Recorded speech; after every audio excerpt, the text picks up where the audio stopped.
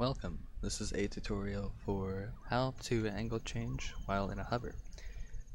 This is relatively simple, though when you only see the instructions on how to do so in text format, it can be particularly overwhelming. So, this is how you start out. First of all, you want to make sure you're in a hover, of course.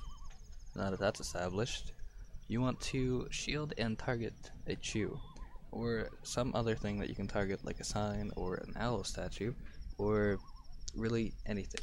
Just be careful with enemies. If you target an enemy and then you shield, even though you're in a hover, that can cancel your hover for whatever reason. Okay, now that that's out of the way, let's go over how to shield and target a chew. Pull out your chew. I'm going to use KZ frame pause, shield. Let one more frame pass. Target when you see the green arrow. Release both. Oh, I retargeted. Sorry about that. There we go.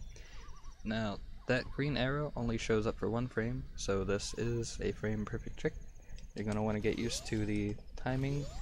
This doesn't come down to visual cues, so showing the frames may help you understand what frame to aim for when learning the timing.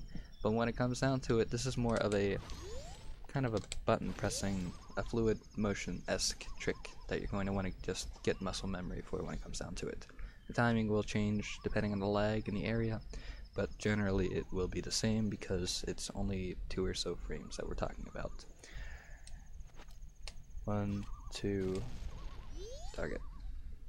So, now that you're in this state, you can do something that you couldn't before. Next, I'm going to go over this little part here. So, before you actually can move it around, you're locked in place based off of the direction that you're facing. Sorry, I accidentally did it. So, even though you can try to turn in whatever direction you want, you're not going to be able to. This is the same as if you're targeting. What's different is if you let Link do an ESS shuffle back, go back to neutral, and then put your control input in that you want to go in, then Link will actually go in that direction. What it looks like is you want Link to be kind of like he's angle walking, like so. Not specifically, not like this. You don't want him side walking. That is not the right thing that you want. That will not work. You want him to be angling himself. The angle is important because the angle, when I slow it down, is what allows him to shuffle back into the right angle. He's going to shuffle back, looks like it took him 3 frames or so. So within those 3 frames, while he's shuffling, you have to go back to neutral. The control stick is in neutral right now. That's what initiates the shuffling actually. Then you input the direction that you want.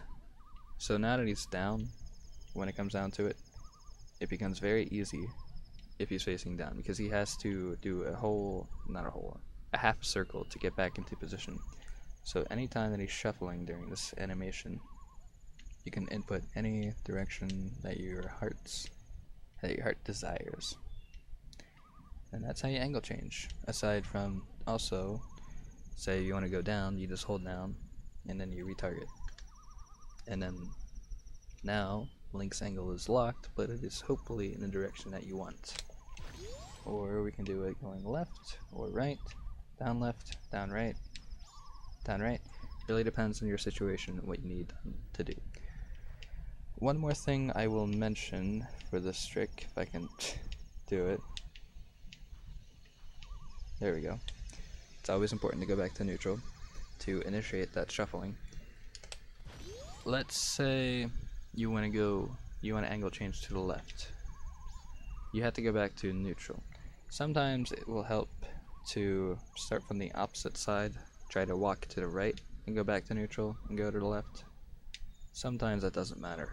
It's one of those things that might help, it might very well not help. It all depends on your tastes, your preferences, etc., etc. Both will result in the same result. So, that is all I have for you. Good luck on your angle hovering, your hover angle changes.